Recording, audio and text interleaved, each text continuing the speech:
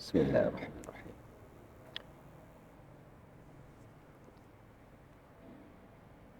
Assalamualaikum warahmatullahi wabarakatuh.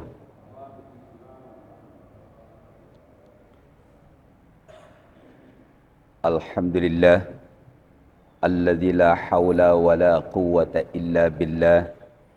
Ashhadu an la ilaha illallah wahdahu la syarikalah. Wa ashhadu anna sayyidana Muhammadan abduhu wa rasuluhu la nabiyya ba'dah.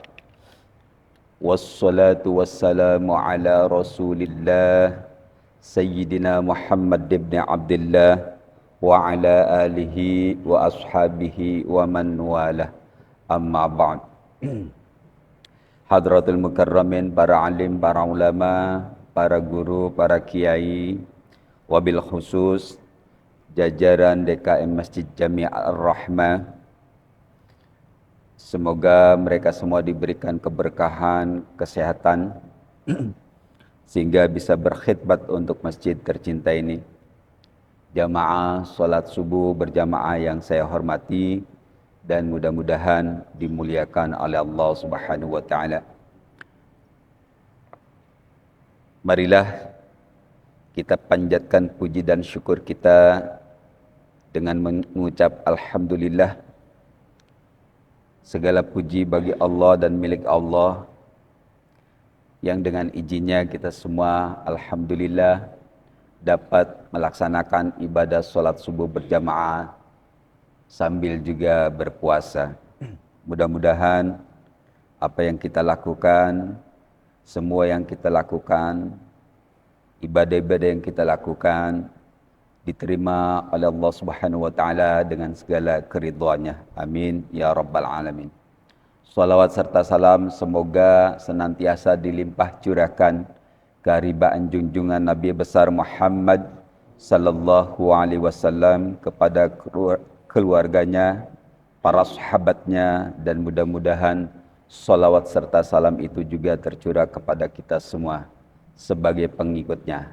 Amin ya rabbal alamin. Mari kita teruskan ta'lim kita mengenai sirah nabawi. Namun sebelum itu marilah kita hadiahkan Al-Fatihah wabil khusus untuk pengarang kitab ini. Ila hadratin Nabil Mustafa Muhammadin sallallahu alaihi wasallam wa ala alihi washabihi wa dzurriyyati wa ahli baitil kiram wa ila jami' ikhwanihi minal anbiya'i wal mursalin wal awliya'i wasyuhada'i was salihin was sahabati wat tabi'in wal ulama'il 'amilin wal musannifin al mukhlasin wa jami'il malaikatil muqarrabin khususan li musannif hadzal kitab yani Syekh Al-Khudr. Anna Allah ayya'la darajatin bil jannah wa nafa'na Allah bi'ulumihi fid darain wa ila jami' arwahi minal jamaah syai'ulillahi wa lahum al-fatihah. Bismillahirrahmanirrahim. Alhamdulillahi rabbil alamin ar-rahmanir rahim maliki yaumiddin. Iyyaka na'budu wa iyyaka nasta'in ihdinas siratal mustaqim siratal ladzina an'amta 'alaihim ghairil maghdubi 'alaihim waladdallin. Amin. Allahumma shalli ala sayyidina Muhammadin tibbil qulubi wa dawaiha وعافية الأبدان وشفائها ونور الأبصار وضيائها وعلى آله وصحبه وسلم. اللهم صل ala sayyidina Muhammadin tibbil qulubi wa dawaiha وعافية الأبدان وشفائها ونور الأبصار وضيائها وعلى آله وصحبه وسلم اللهم صل على سيدنا محمد طب القلوب ودوائها وعافية الأبدان وشفائها ونور الأبصار وضيائها وعلى آله وصحبه وسلم Allahumma salli wa sallim wa barik wa alihi wa ala alihi. Baik, sebelumnya kita sudah membahas atau mengulas mengenai gambaran-gambaran kedatangan Rasul dari kitab-kitab terdahulu, yakni Taurat dan Injil. Pagi ini kita akan coba mengulas tentang pemikiran yang terjadi saat menjelang kerasulan baginda Muhammad sallallahu alaihi wasallam. Bismillahirrahmanirrahim. Qala al-musannif rahimahullah wa nafa'ana Allah bi'ulumihi fid dharain. Harakatul afkari qabla al-bi'tsati. Gerakan pemikiran yang terjadi sebelum kerasulan baginda Muhammad sallallahu alaihi wasallam. Menurut Syekh Al-Khudari, wa hadha yasahhalu laka fahmal harakatal 'azimata minal ahbari war ruhban qabla al-bi'tsah. Penjelasan ini tentang harakah ini memberi pemahaman kepada kita satu gambaran pergerakan pemikiran yang terjadi. Jadi semacam apa ya? Ya, perkembangan apa? Masyarakat umum dari para pendeta dan para rahib kubailal bi'tsah, sedikit menjelang kerasulan baginda sallallahu alaihi wasallam.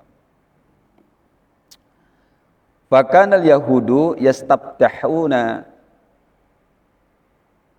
ala arbil madinati bi rasulin muntadhirin. Orang-orang Yahudi, ini mungkin ceritanya di Madinah. Orang-orang Yahudi, yastaftihuna, ini ada dalam Al-Quran.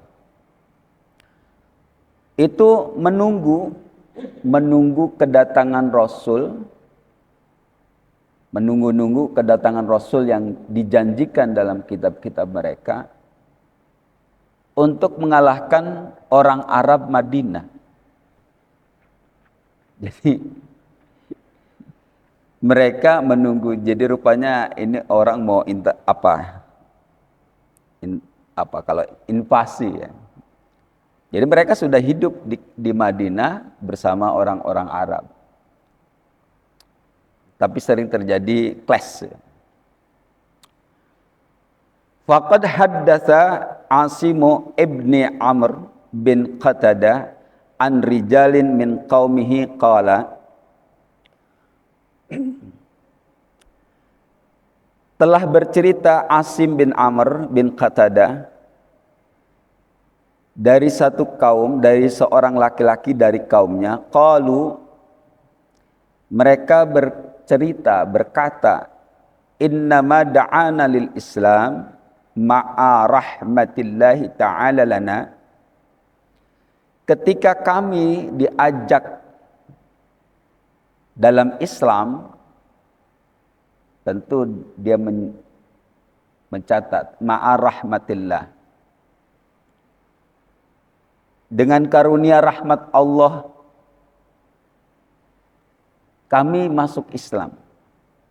Ma kunna nasma'u min ahbari Yahudi. Informasi tentang agama samawi itu, orang Arab dulunya benar-benar blank, tidak kenal. Jadi dari pendeta-pendeta itu, memang sebenarnya agama Yahudi, agama Nasrani itu eksklusif, Pak. Eksklusif. Jadi orang Yahudi tidak mau mendakwahkan agamanya kepada orang Arab. Eksklusif sepertinya agama dia. Ini khusus untuk orang Yahudi. Begitu juga kaum Nasrani. Meskipun kaum Nasrani lebih fleksibel, tapi mungkin Yahudi sampai sekarang agamanya untuk orang Yahudi. Jadi orang Yahudi Madinah itu tidak pernah bercerita soal agamanya, soal informasi, dakwah enggak pernah berdakwah kepada orang Arab. Jadi orang Arab tidak memiliki pengetahuan tentang agama samawi. Kunna ahlu syirkin washaba awsanin. Kunna ahla syirkin wa ashaba awsanin. Kami orang Arab adalah orang-orang yang musyrik. Wa ashaba awsan, penyembah berhala. Wa kanu ahlu kitabin, wa kanu ahla kitabin, sedangkan mereka ahli kitab. Indahum ilmun laisa lana. Mereka memiliki pengetahuan, memiliki informasi agama, ajaran yang kami tidak punya. Kami tidak tahu. Jadi kalau ada cerita soal Nabi, blank orang Arab, nggak tahu, nggak ngerti. Jauh juga. Itu sebetulnya disebut patrah. Jadi mereka hanya mengenal agama Nabi Ibrahim dari Ismail. Jadi mereka menjalankan syariat Nabi Ibrahim melalui nabinya Ismail.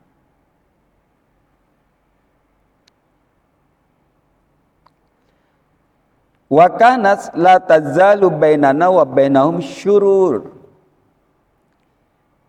Sementara antara mereka dan kami orang Arab, jadi antara orang Yahudi dan orang Arab itu sering terjadi syururun, sering clash, sering bermasalah. Jadi sering sesuatu menjadi ribut gitu. Jadi antara di sebelum kebangkitan Nabi nih. Jadi antara di Madinah itu ada orang Yahudi, ada Nasrani, ada orang Arab. Itu masing-masing bisa ribut gara-gara satu masalah. Kalau di Mekah antar kabilah sesama. Faidza nilna minhum ba'du ma yaku faidza nilna minhum ba'da ma yukrihuna qalu lana qad taqarraba zamanu nabiyyin yub'atsul an. Apabila terjadi clash, lalu berantem, ribut, perang, dan orang Arab mendapatkan kemenangannya atau sesuatu yang mereka tidak suka, orang Yahudi. Jadi kalau seandainya terjadi clash, lalu orang Yahudi itu kalah dan menimpa mereka sesuatu yang tidak menyenangkan, baik kalah apa, pokoknya kalahnya kalah umum, bisa kalah perang, kalah segalanya gitu, kalah umum. Maka mereka selalu mengatakan taqarraba zamanul nabiyyin. Ini saatnya zaman apa? Datang Nabi. Saatnya Nabi tiba sekarang.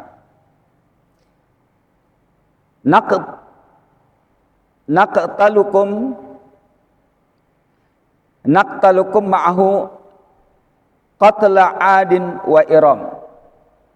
Kalau seandainya Rasul itu datang, kami akan memerangi kalian sebagaimana kami memerangi kaum Ad dan kaum Iram. Iram itu Armia. Iram. Pakasiron ma nasma'u dzalika minhum.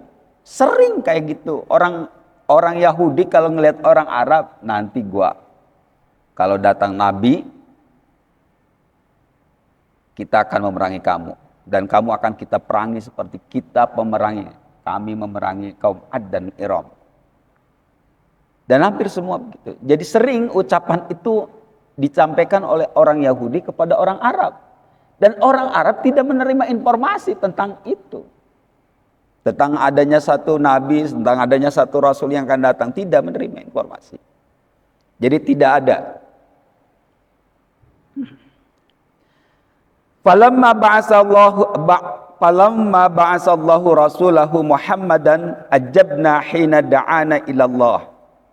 Dan ketika mengutus Allah mengutus Rasulnya yang bernama Muhammad, ajabna, kami ikut, kami ajabna, menyambut dakwah beliau untuk mengajak kami kepada Allah. Wa arabna makanu yatawa'aduna nabihi. Dari Rasul, dari baginda Nabi, baru orang Arab Madinah itu tahu tentang sesuatu yang sedang ditunggu oleh orang Yahudi, tentang sesuatu yang diancamkan kepada orang Arab. Jadi dari Nabi lah informasinya tahu. Fabadarnahum ilahi fa'amanna wa kafaru.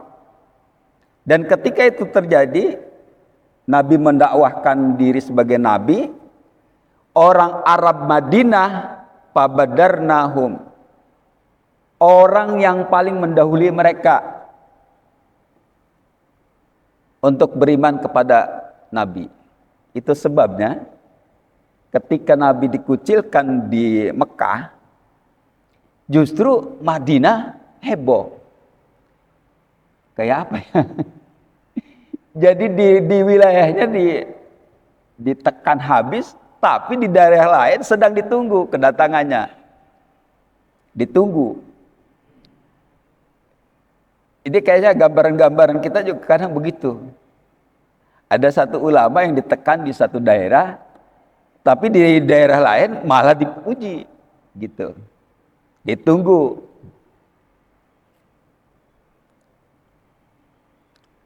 Wa kafaru, dan mereka malah sebaliknya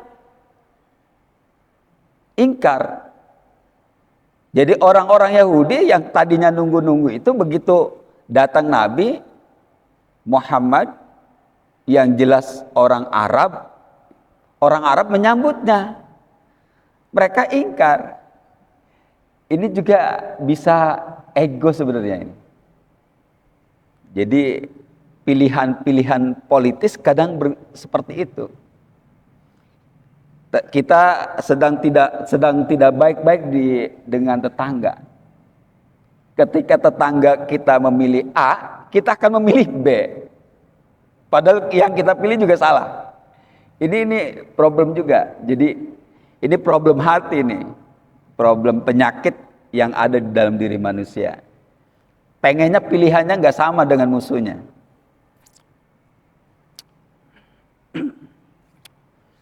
Wa innama qala lahumul yahud naqtulukum mahu qatla adi wa iram. Qatla adi wa iram. Dan ketika mereka selalu mengatakan kepada orang Arab, orang-orang Yahudi itu, bahwa kami akan berperang atau memerangi kalian bersama Nabi itu seperti memerangi kaum Ad dan Iram. Lianna min sifatihi alaihi salatu wassalam fi kutubihim anna hadan nabiyya yasta'silul musyrikina bil quwwah. Mereka mengatakan itu, orang-orang Yahudi mengatakan itu karena ada penjelasan tentang sifat-sifat Nabi yang akan datang itu, bahwa Nabi yang akan datang itu akan menghancurkan orang-orang musyrik. Dan orang Yahudi sudah tahu bahwa ini musyrik. Orang Madinah, penyembah berhala, hanya banyak. Nggak tahu orang Yahudi terhadap Nasrani apa masuk juga Nasrani menurut mereka orang musyrik. Jadi musyrik itu yang bertuhan banyak, yang menganggap Tuhan itu banyak itu disebut musyrik. Orang Yahudi udah tahu bahwa sifat Nabi itu nanti akan mengalahkan orang-orang musyrik. Mereka pikir kalau nabinya menjelaskan mengalahkan orang-orang musyrik berarti berpihak atau berada di pihak mereka.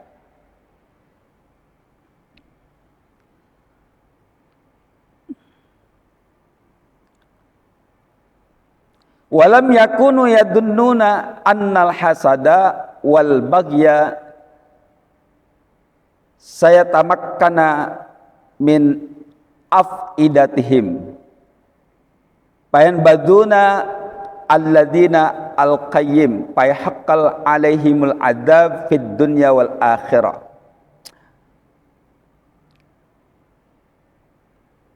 Mereka tidak menyangka karena ada hasad bahwa mereka orang-orang Arab itu akan menerima Nabi dan lalu jadi kondisinya sama seperti apa? Ini orang Arab yang kita musuhin langsung beriman kepada Nabi. Sementara mereka tidak punya informasi orang Arab itu. Orang Madinah ini bukan orang Mekah yang dicerita, orang Madinah. Dan orang Yahudi sebenarnya paham bahwa dari sifat-sifatnya, dari perilaku yang sudah mereka tahu melalui kabar bahwa itu sebenarnya baginda Nabi adalah Rasul benar. Tapi karena ada hasad di dalam diri mereka, ya hasad egois semua gitu. Ya itu tadi. Jadi hati-hati juga. Pilih sama nih, berbahaya nih kalau udah begini nih. Sama-sama kita pilihan-pilihan politik itu kadang bercampur hasad, tidak jernih, tidak rasional. Wa kana Umayyah bin Abisil al-Mutanassiru al-Arabi katsiran ma yaqulu inni la ajidu fil kutubi sifatan nabiyyin yub'atsu fi biladina. Adalah Umayyah bin Abisil, orang Nasrani Arab, salah satu orang Nasrani Arab, bahwa menyatakan bahwa banyak aku mendapati di dalam kitab-kitab kami, fil kutub artinya mungkin bukan kitab-kitab, tapi artinya bentuk beberapa kitab, mungkin terdiri dari juz gitu, lembaran-lembaran jadi disebut kutub. Bahwa sifat-sifat Nabi yang akan dibangkitkan di negeri Arab itu. Jadi di Taurat, di Nasrani di Injil, ini Umayyah ini bin Abisil itu orang Nasrani Arab. Orang Nasrani Arab mengatakan la ajidu, la-nya la taukid. aku temui. Jadi dengan yakin, ditambahlah bahasa kita apa ya? Aku temui di dalam kitab itu tentang sifat Nabi yang akan dibangkitkan di negeri kami, yakni Arab.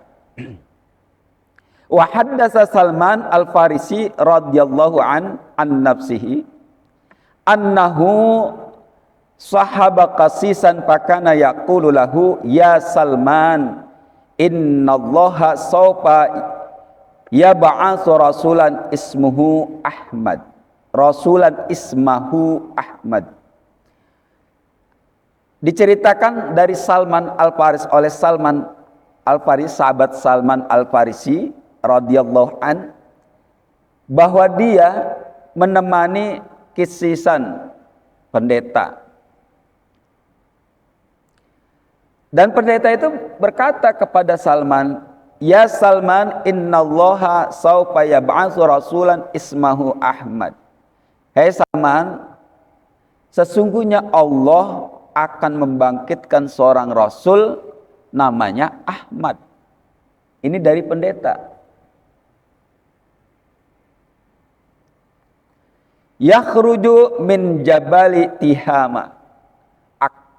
Nabi itu yang akan muncul, yakhruju dilahirkan atau keluar dari pegunungan Tihama. Dari pegunungan Tihama. Tihama itu kota Mekah. Dan kota Mekah itu memang pegunungan. Yang sudah ke sono pasti tahu bahwa di Mekah itu lembah, samping kiri kanannya pegunungan atau perbukitan lah. Jadi di sana nggak ada gunung kayak kita, gunung tinggi banget, nggak ada. Gunung ya lebih tinggi dari bukit dikit lah.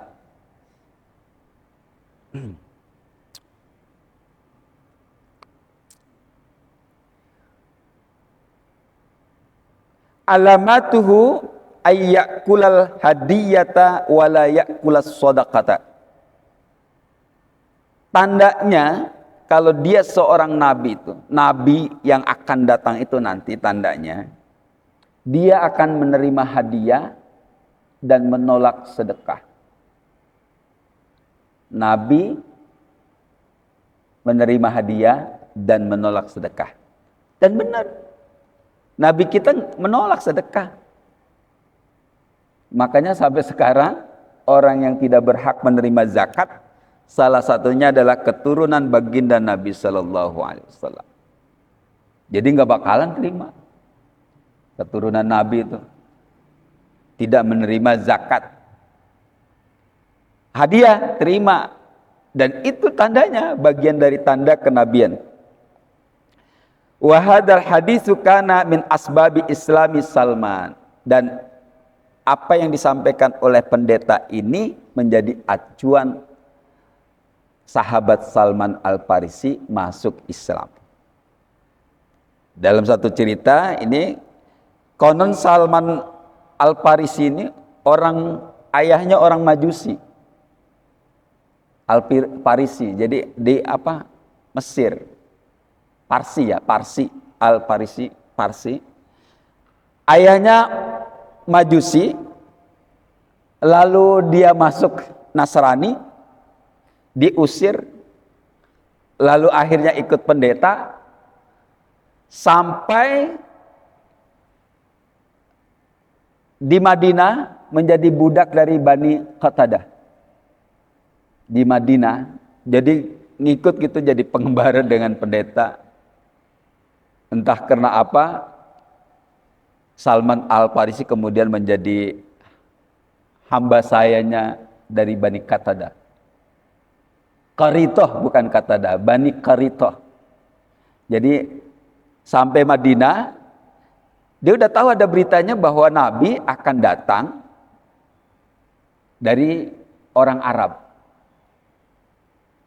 Jadi dia berjalan bersama pendeta menuju ke Arab, dari Persia ke Arab, sampai di kota Arab. Kemudian ya terjadi sesuatu, Salman menjadi budak atau saya dari Bani Qaridah. Begitu baginda Nabi masuk ke Madinah, langsung Islam. Jadi setelah mendengar sifat-sifat Nabi, lalu Nabi hijrah ke Madinah, Salman Al-Farisi masuk Islam. Walamma rasala alaihi salatu wassalam mulukal ardi lam yuhin kitabahu illa Kisra alladzi laisa indahu ilmun minal kitab. Oleh karena itu, ketika baginda Nabi menyurati para pimpinan raja-raja, pimpinan wilayah, pimpinan negara, raja-raja, itu para raja terutama yang Yahudi dan Nasrani, lam yuhin kitabahu, tidak menghinakan, tidak mengabaikan surat baginda Nabi sallallahu alaihi wasallam, illa Kisra, kecuali raja Kaisar Kisra, raja Persia. Mengapa? Sebab mereka tidak memiliki pengetahuan tentang seorang nabi yang akan datang. Jadi Kisra menolak, wajar, memang tidak memiliki, mereka kan penyembah api ya. Mereka tidak memiliki kitab yang menjelaskan bahwa akan datang seorang rasul. Sementara di raja-raja yang lain yang agamanya Nasrani, surat Nabi itu diterima dengan baik. Wa amma jami'u mulukin Nasara kan Najasyi Maliki Habsa wal Mauqisi Maliki Misr wa Kaisar Maliki Rum. Sementara semua raja-raja Nasrani seperti Raja Najasyi, Najasyi, Raja Habsyah namanya Najasyi, dan Raja Mauqis, Raja Mesir, dan Heraklius, Kaisar Romawi, wa akramu wifada rusulihi. Mereka menerima utusan Rasul itu dengan baik. Jadi yang orang-orang Nasrani yang sudah orang-orang raja-raja yang sudah menganut Nasrani menerima utusan baginda sallallahu alaihi wasallam dengan baik. Wa minhum man amana kan Najasyi. Di antara mereka ada yang langsung masuk Islam seperti Raja Najasyi Habsyah. Maka hijrah pertama tidak ke Madinah, ke Habsyah dulu. Baru setelah berikutnya ke Madinah. Jadi diterima di sana, di Habsyah. Orang Islam hidup. Wa minhum man radda raddan latifan wa kada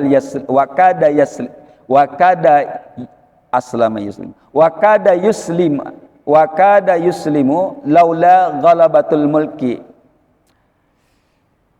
Di antara mereka ada yang menolak, tapi raddan latifan, tolakannya halus.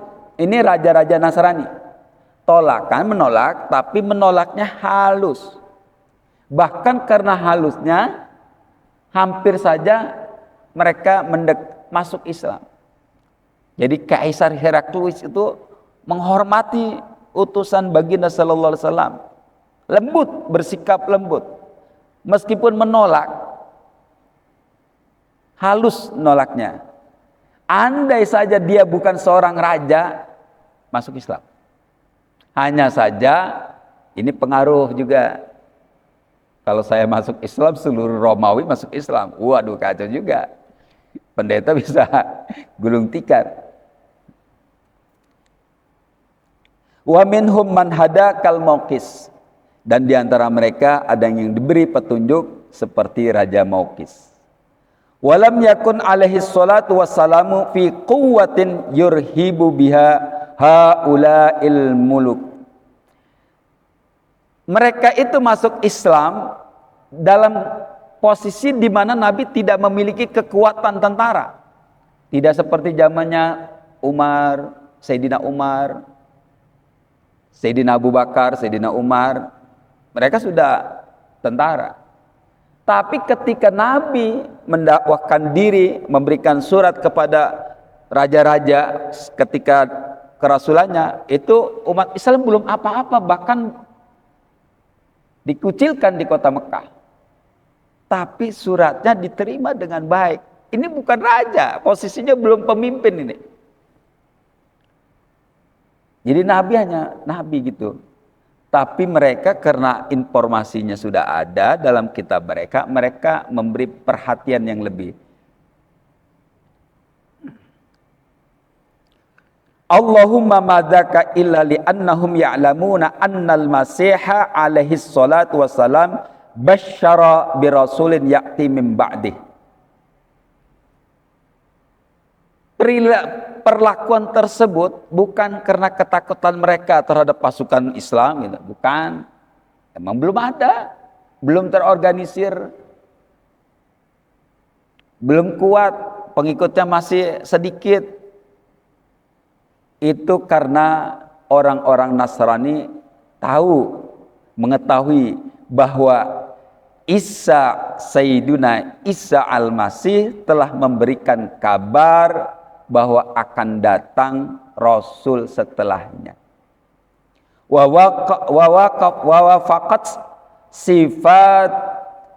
wafaqat sifatu Rasulina ma'indahum. Dan sifat-sifat baginda Nabi sallallahu alaihi wasallam sesuai dengan yang ada di kitab-kitab mereka. Fa'ajabu billati hiya ahsan. Oleh karena itu kebanyakan orang Nasrani saat itu menerima dakwahnya Rasul. Jadi ini pemikiran besarnya. Jadi sering terjadi ribut antara orang Yahudi, Arab, Nasrani, Yahudi mungkin begitu. Tapi sebagian dari mereka itu ketika didakwakan, mereka semua merespon terhadap ajakan baginda Nabi sallallahu alaihi wasallam. Itu saja yang bisa saya sampaikan. Wallahu a'lam bissawab. Al-Fatihah. A'udzubillahi minasyaitonir rajim. Iyyaka na'budu wa iyyaka nasta'in. Ihdinas siratal mustaqim. Siratal ladzina an'amta 'alaihim ghairil maghdubi 'alaihim waladdallin. Mari kita baca kafaratul majelis. Subhanakallahumma wa bihamdika asyhadu an la ilaha illa anta astaghfiruka wa atubu ilaik. Kurang lebihnya mohon maaf. Akhirul kalam wallahul muwaffiq ila aqwamit thoriq. Wassalamualaikum warahmatullahi wabarakatuh.